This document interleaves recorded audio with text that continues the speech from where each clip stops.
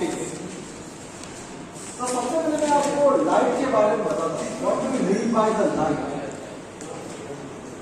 Prakash, what do you, और light क्या होती है? What do you mean by the light?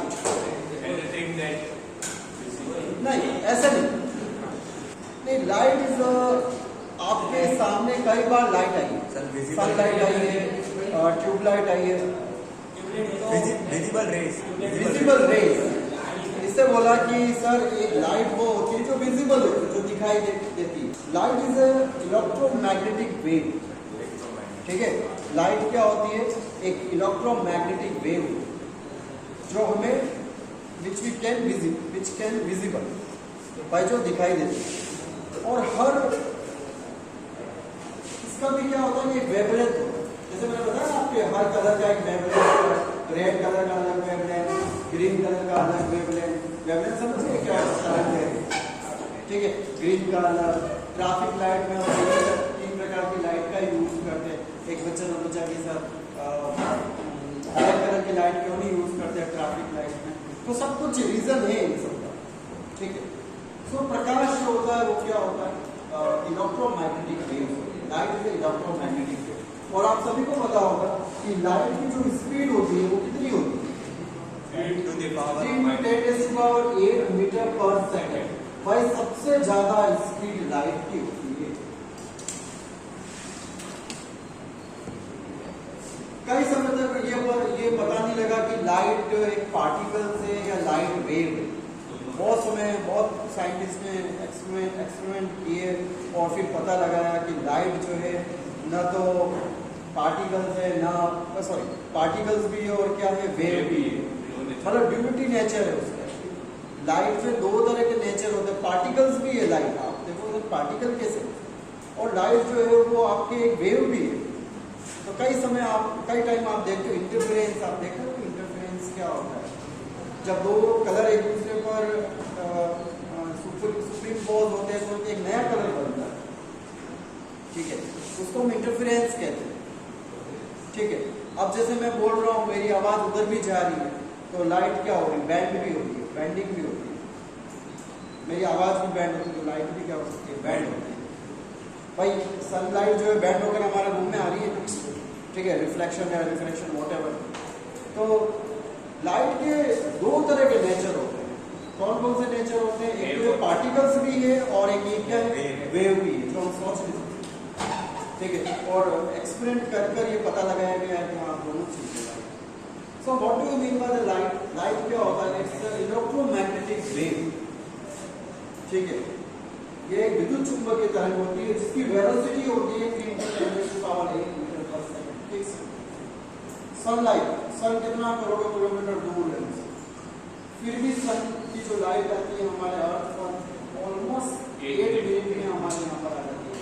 सोचो कितनी स्पीड से लाइट आती है। कई बार आपने देखा होगा ना, जब क्रैकर्स पटाखे फूटते हैं तो पहले उसकी क्या नजर आती है? लाइट नजर आती है, उसके बाद आवाज नजर आती है। अभी आपने लाइटनिंग देखा होगा, बिजली कड़कते हुए देखा होगा। पहले बिजली की वो रोशनी नजर आती है, फिर उसके बाद आवाज आती है। तो क्या इससे हमें क्या पता लगता है? साउंड की वेलोसिटी थोड़ी सी कम होती है और लाइट की जो वेलोसिटी होती है बहुत ज्यादा होती है, ठीक है। कैसे? वेलोसिटी ऑफ साउंड कितनी होती है? 332 मीटर पर सेकंड होती है, भाई इतनी होती है, ठीक है। एक आपने सैंड की शीशी ली, उसको आपने ऐसे फोड़ दिया, ठीक है। तो आवाज पहले आएगी या खुशबू बनेगी? आवाज पहले आएगी। तो देखो मेरी बात समझना कि दुनिया में सबसे ज्यादा स्पीड जो होती है वो किसकी होती है? लाइट की स्पीड। उससे बराबर कोई अभी तक स्पीड नहीं है। और अगर आप इस स्पीड से अगर आप ट्रेवल करोगे ना, तो आपके लिए टाइम बड़ा स्लो हो जाएगा। Can you imagine? आपके लिए टाइम रुक जाएगा, ठीक है। ऐसा हो सकता है? यस सर, पॉसिबल है क्या? ऐसी ये थ्योरी, आइंस्टाइन की कुछ परिकल्पना है, थ्योरी है कि अगर आप इतनी स्पीड से अगर आप ट्रेवल करोगे ना, ठीक है ना, तो आपकी जो जैसे आपका दोस्त यहाँ बैठा है वो 50 साल का हो गया, पर आप अभी भी 20-22 साल के, मतलब और भी अगर आप इस स्पीड से चल रहे हो तो आपका दोस्त तो मर गया और आप अभी भी जिंदा हो 300 साल, क्योंकि आपके लिए टाइम रुक गया है, टाइम बड़ा स्लो हो गया, तो इसको टाइम ट्रेवल बोलते हैं, ठीक है, टाइम डिलेशन बोलते हैं, टाइम ट्रेवल बोलते हैं। तो ये बहुत बड़ी इमेजिन बात है, पर दुनिया में आज तक ऐसी स्पीड से कोई ट्रेवल नहीं कर सकता, इसी स्पीड से कोई ट्रेवल नहीं कर पाया। सुपर फास्ट ट्रेन भी बन जाएगी तो कितनी बन जाएगी, 1000 किलोमीटर पर आवर, इससे ज्यादा तो क्या बना लो, वो भी बहुत ज्यादा है, 1000 किलोमीटर पर आवर, उससे स्पीड से आप क्या बना लोगे, ठीक है। तो बात समझ में आ गई मेरी। तो हम बात कर रहे हैं लाइट की, तो लाइट की कुछ तरह के कुछ अलग अलग तरह की कुछ उसकी प्रॉपर्टीज होती है, वो हम यहाँ पढ़ेंगे। दूसरी बात ये भी ध्यान रखना कि लाइट जो होती है वो 3800 एंगस्ट्रॉम से लेकर 7800 एंगस्ट्रॉम तक ही हमें दिखाई देती है, मतलब ये वाली लाइट जो होती है विजिबल होती है 3800 एंगस्ट्रॉम से लेकर 7800 एंगस्ट्रॉम तक लाइट जो है दिखाई देने वाली होती है, विजिबल होती है। उसके बाद भी कुछ लाइट होती है, क्या होती है जो देख नहीं सकते, ठीक है। हो सकता है कि छोटे मोटे जो कीड़े होते हैं, इंसेक्ट्स होते हैं, वो लाइट हमसे ज्यादा देख पा रहे हैं, पर हम हमारी विजिबल केवल इतने एंगस्ट्रॉम की, हम red colour, green colour, orange colour, ये कुछ कलर हम देख सकते हैं, ठीक है। नाम तुमने सुना होगा इस तरह से, विब्यो, yes violet, indigo, blue, green, yellow, orange, red. भाई ये जो कलर होते हैं विजिबल है, हम इनको ही देख पा रहे हैं, ठीक है। आप इसको वायलेट है, इंडिगो है, ब्लू है, ग्रीन है, येलो, ऑरेंज और रेड, भाई ये कलर ही हमें नजर आ रहा है, इसके अलावा कोई कलर हमें नजर नहीं, और भी कुछ कलर हो सकते हैं, बताइए, ठीक है, पहली बात। दूसरी बात जो होती है कि जब मैं ऐसे बढ़ता हूँ इधर की साइड, तो ये मेरा वेवलेंथ जो होता है ना वो बढ़ता रहता है। और रेड कलर का वेवलेंथ तरंग देगा, तुम बोल रहे सर वेवलेंथ क्या होता है, ठीक है। वेवलेंथ रेड कलर का मैंने पढ़ा चुका हूँ वेवलेंथ क्या होता है, पर रेड कलर का वेवलेंथ सबसे ज्यादा होता है, इसलिए तो हमने इसको ट्रैफिक लाइट में यूज किया है। भाई खतरे का निशान क्या होता है, रेड कलर, उसकी तरंग दैर्घ्य क्या होती है, सबसे ज्यादा होती है। और रेड कलर का वेवलेंथ का मतलब होता है कि भाई अगर मैं बात करूं ना, वेवलेंथ का मतलब होता है क्रस्ट से क्रस्ट के बीच का डिस्टेंस, ठीक है।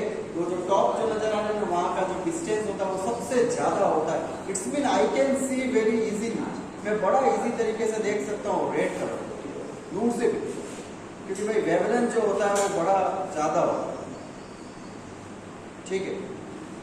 तो सबसे कम वेवलेंथ किसका होता है, सबसे कम किसका होता है,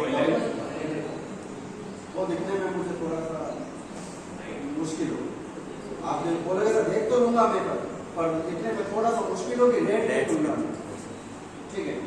तो मैं मेरा ऐसे बढ़ूंगा तो वेवलेंथ बढ़ता जाएगा, पर ऐसे बढ़ूंगा ना तो मेरी फ्रीक्वेंसी जो है वो क्या होती जाएगी, फ्रीक्वेंसी जो है वो डिक्रीज होती जाएगी, ठीक है। आवृत्ति जो है वो कम होती जाती है।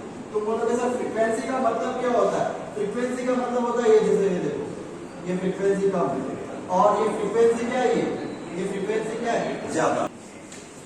Light is an electromagnetic wave. The speed of light, which is the speed of light? 10 to 10 बात समझ में नहीं, 1 सेकंड में कितना ट्रेवल कर रही है, 3 के पीछे कितने जीरो लगा दो आप, 8, फिर काउंट करो कितना होता है 1 सेकंड में, इतना मीटर दूरी तय करना। विजिबल लाइट वेवलेंथ कितनी होती है, विजिबल लाइट की wavelength 3800 angstrom to 7800 angstrom. Now what do you mean by the angstrom, angstrom एक यूनिट है वेवलेंथ, तरंग दैर्घ्य की यूनिट होती है। प्रकाश एक विद्युत चुंबकीय तरंग होती है जिसकी गति 3 into 10⁸ मीटर पर सेकंड होती है। इसका तरंग जो हम दिखाई देने वाले विजिबल लाइट का तरंग 3800 एंगस्ट्रॉम टू 7800 एंगस्ट्रॉम, बस इतने ही कलर की वेवलेंथ को हम देख सकते हैं। चलिए भाई, ये तो था आपकी एक जनरल इंफॉर्मेशन कि लाइट क्या होती है, क्या वेवलेंथ होती है, क्यों रेड लाइट का उपयोग करते हैं, क्या स्पीड होती है, क्या वेव।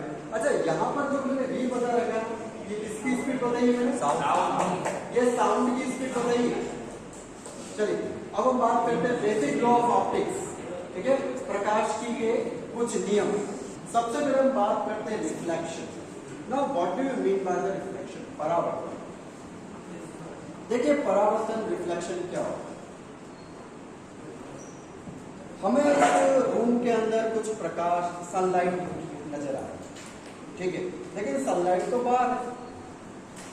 तो क्या होता है कि कुछ लाइट जो होती है किसी ऑब्जेक्ट पर गिरती है, गिरने के बाद वो क्या होती है, वहां से बाउंस बैक होती है और बाउंस बैक होकर हमारी आईज में आती है, ठीक है। तो भाई अगर आप इस रूम के अंदर ट्यूबलाइट बंद करो, फिर भी ऐसा तो नहीं होगा कि बिल्कुल अंदर और डार्क हो जाएगा, कुछ न कुछ लाइट, सनलाइट आ रही है और सनलाइट तो बाहर गिरती है। तो होता क्या है कि किसी ऑब्जेक्ट के ऊपर अगर लाइट गिरती है, ये मान लो कोई सतह है, सरफेस, ठीक है, और यहाँ पर मान लो कुछ लाइट गिर रही है, इस तरह से ये लाइट आपके कुछ गिर रही है, इस पर लाइट इंसिडेंट हो रही, गिर रही है, और गिरने के बाद लाइट जो है वो वापस क्या होती है, यहाँ पर बाउंस बैक होती है। इसको हम बोलते हैं रिफ्लेक्शन, परावर्तन। पर एक होता है रेगुलर रिफ्लेक्शन, ठीक है, नियमित परावर्तन, और एक होता है इरेगुलर रिफ्लेक्शन।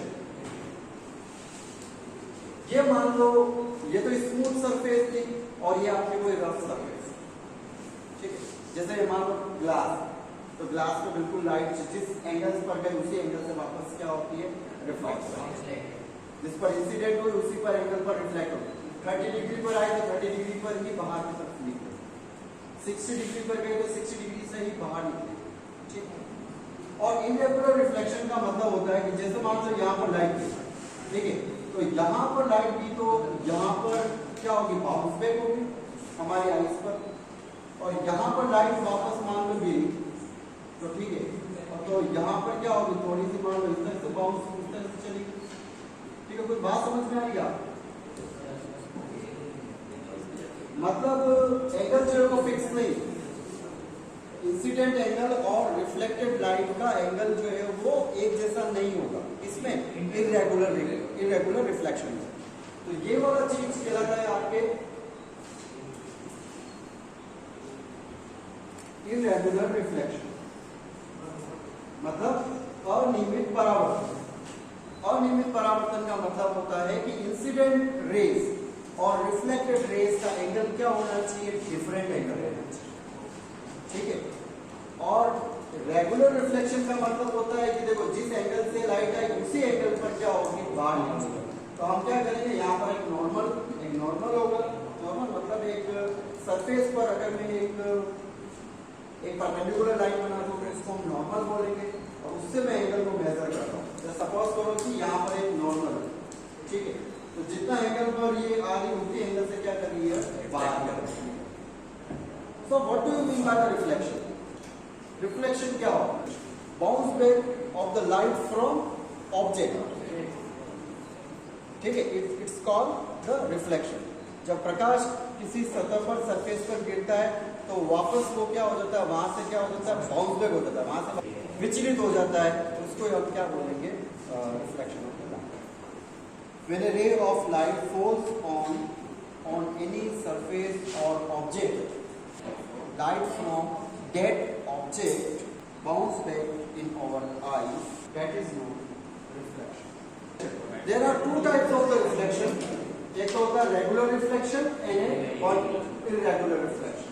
तो अक्सर हम इरेगुलर रिफ्लेक्शन ही देखते हैं, क्योंकि सरफेस जो होता है अधिकतर क्या होता है, स्मूथ होता ही नहीं है, रफ नहीं होता, रफ ही होता है। कई बार जो होता है, अगर मान लो ग्लास के ऊपर लाइट गिरेगी तो वो चीज कहलाएगी आपकी, क्या कहलाएगी? Regular reflection.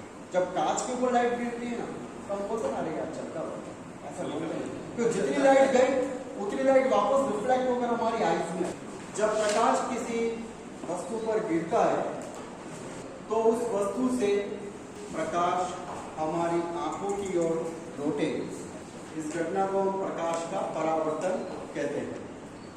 प्रकाश का परावर्तन दो तरह का होता है, रेगुलर नियमित परावर्तन और दूसरा अनियमित परावर्तन। नियमित और अनियमित परावर्तन। अब आप एक क्वेश्चन और लिखेंगे next. Explain the law of reflection, परावर्तन के नियम को समझिए।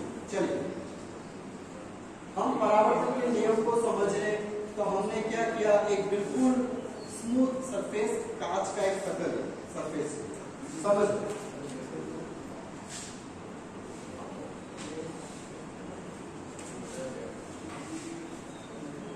ये हमने क्या लिया, एक ग्लास कांच की एक पट्टी, और हमने माना कि ये इसका नॉर्मल, बिल्कुल सीधी लाइन बनाना। नॉर्मल मतलब परपेंडिकुलर, मतलब किसी सरफेस से परपेंडिकुलर कोई एक लाइन, लंबवत कोई एक लाइन, ठीक है, इस सरफेस से एक परपेंडिकुलर को लाइन। और हमने मान लेते हैं कि अच्छा इसको हम बोलेंगे नॉर्मल, नॉर्मल का अभिलंब, ओके। एन कैपिटल एन से भी रिप्रेजेंट करते हैं इसको हम कैपिटल एन भी बोल सकते हैं। अब देखो, सपोज करो कि एक लाइट जो है वो यहां पर है। मान लो ये लाइट जो है वो 60 डिग्री एंगल पर लाइट है, तो जितने डिग्री एंगल पर आएगी उतनी डिग्री एंगल पर ही क्या होगी, ये बाहर निकलेगी, ठीक है। ये जो है वो आपकी कौन सी लाइट है, i. What is i? I means what? Incident रे,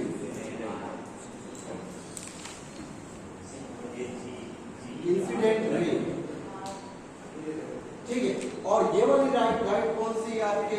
रिफ्लेक्टेड लाइट, रिफ्लेक्टेड,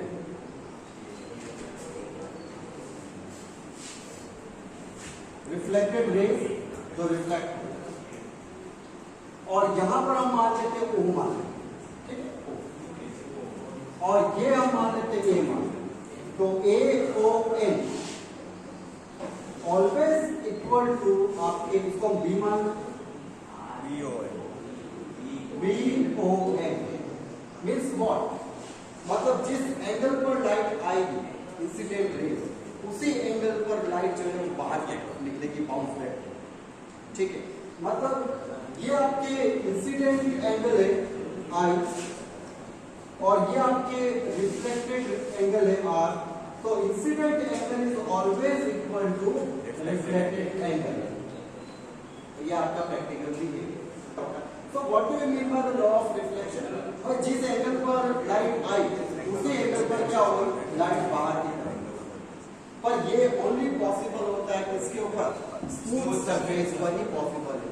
ये आपके रफ सरफेस पर पॉसिबल नहीं है। आप अगर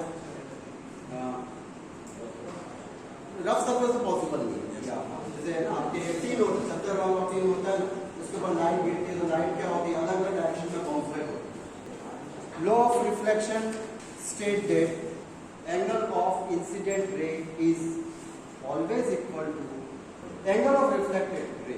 surface should be smooth, surface should be smooth, bracket में आप लिख ले, सरफेस शुड बी स्मूथ। भाई सरफेस अगर रफ होगा तो ऐसी बात नहीं होगी, ठीक है ना।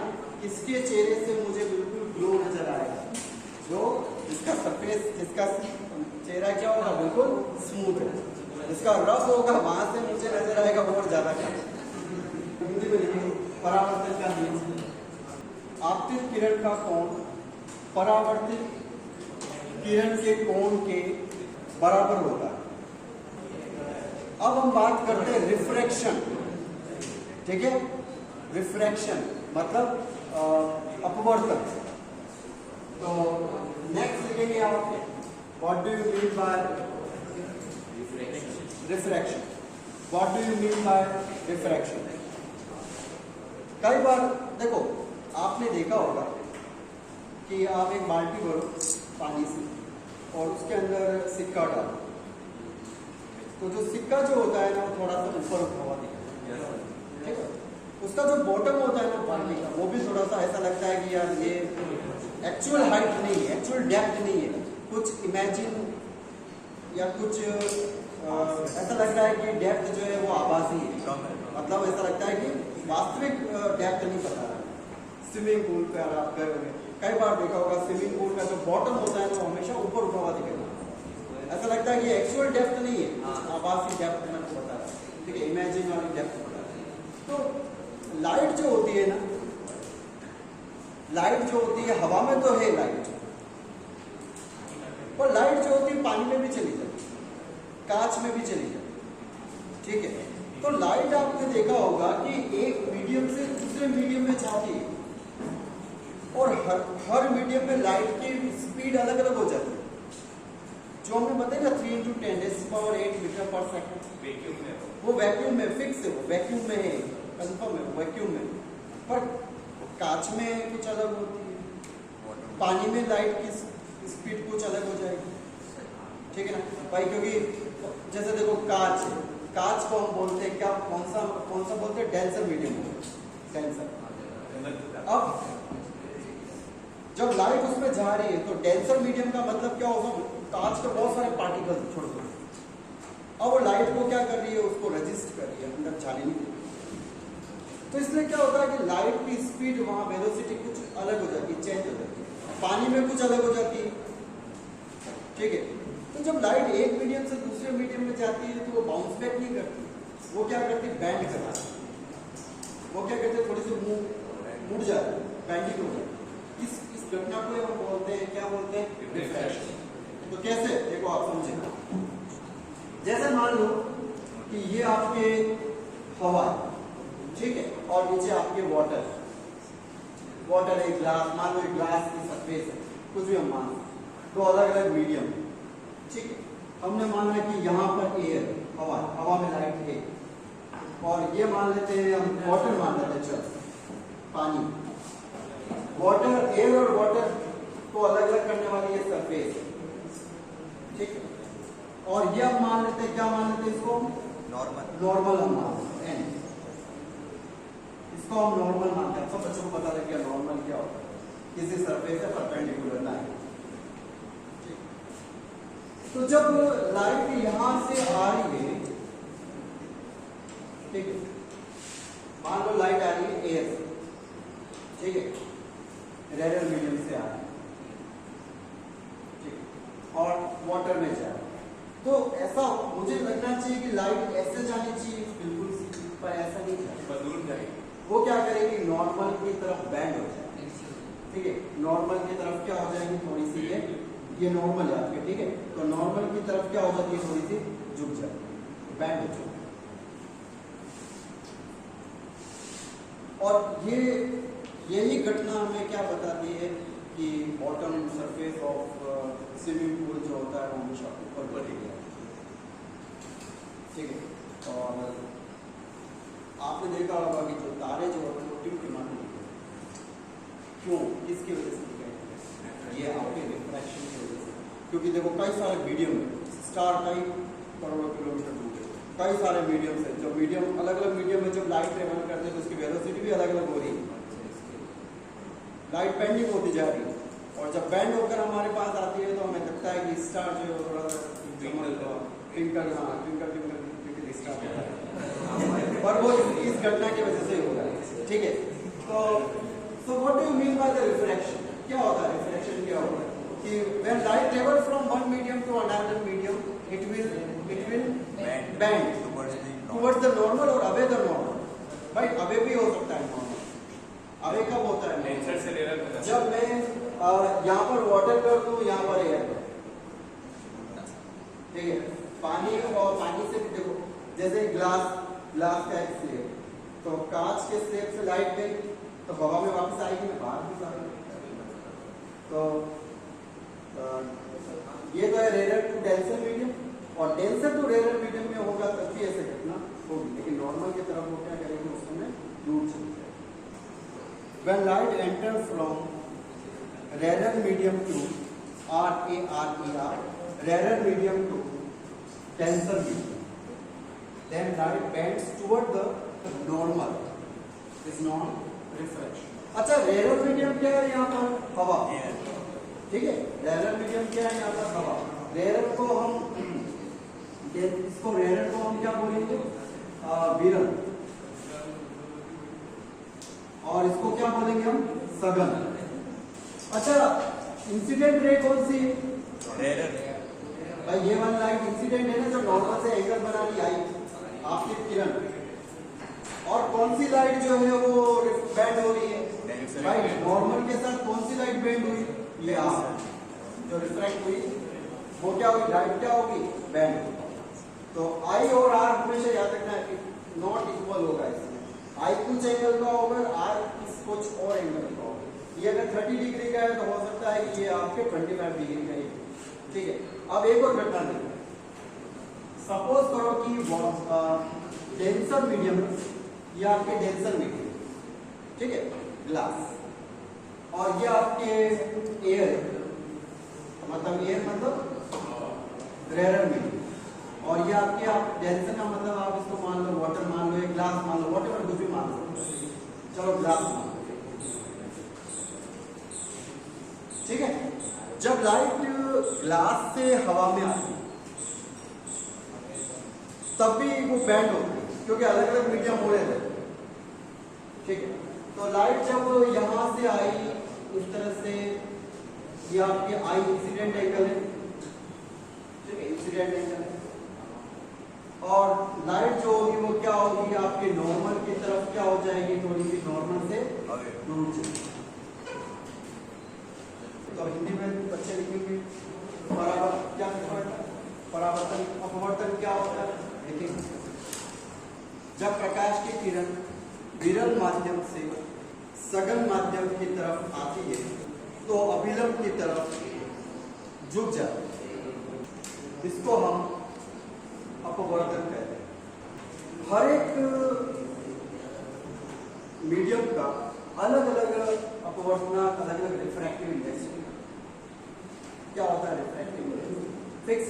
जैसे ग्लास का जो रिफ्रैक्टिव इंडेक्स होता है, जैसे हवा का जो रिफ्रैक्टिव इंडेक्स होता है वो होता है आपके 1.3। कितना होता है? 1.3। What is new refractive index? ठीक है, किसका? एयर। और वाटर का रिफ्रैक्टिव इंडेक्स में मैं क्या मान लेता हूँ? U2 मान। हवा का 1 होता है और वाटर का होता है 1.3। हर एक पदार्थ का अलग अलग रिफ्रैक्टिव इंडेक्स है। तो इसमें आपके एक स्नेल लो होता है, स्नेल लो, वो ये बोलता है कि sine i, what is sine i? Angle of incident. Sine i upon sine r. Sine i समझ गए आप, जो एंगल आ रही इंसिडेंट रे का जो एंगल है वो, और what is R? By reflected angle. वो हमेशा क्या होता है? कांस्टेंट, मतलब u2 अपॉन u1 व्हाटएवर। ठीक है, तो यहाँ पर क्या आएगा? u2 upon u1। यहाँ पर u1 u2 क्या है आपके? क्या है u2? किसका रिफ्रैक्टिव इंडेक्स है? ठीक है, वाटर का रिफ्रैक्टिव इंडेक्स है, और u1 किसका रिफ्रैक्टिव इंडेक्स है? आपके एयर। ठीक है, तो ये आपके स्नेल लॉ होता है, स्नेल का नियम होता है, इसको भी आप नोट करें इसी के साथ। और मैंने यहाँ पर ये बात बताई आपको, u2 जो है वो ग्रेटर देन है u1 से। What is u2? डेंसर का, हाँ, अपवर्तनांक, रिफ्रैक्टिव इंडेक्स। इस न्यू को हम रिफ्रैक्टिव इंडेक्स बोलेंगे। रिफ्रैक्टिव इंडेक्स मतलब अपवर्तनांक। अपवर्तनांक बोलते हैं, ठीक है इसको। और u2 ज्यादा है, एयर का कितना होता है? 1, और वाटर का कितना होता है? 1.3। ग्लास का होता है 1.5, डायमंड का होता है 2.4।